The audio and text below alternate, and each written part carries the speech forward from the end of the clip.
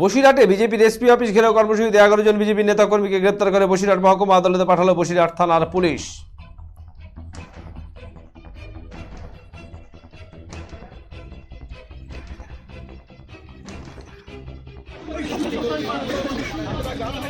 অসুস্থ হয়ে পড়ায় বিজেপি রাজ্য সভাপতি সুকান্ত মজুমদার প্রথমে তাকে বসিরহাট হাসপাতালে ভর্তি করা হয়।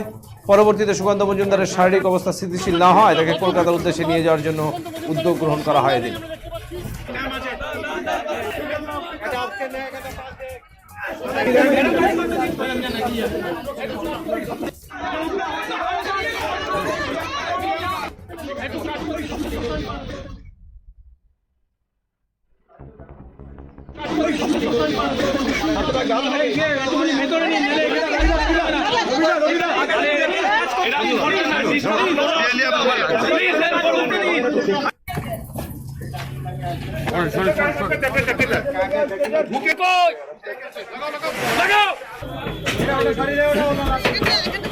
जल्दी निकालो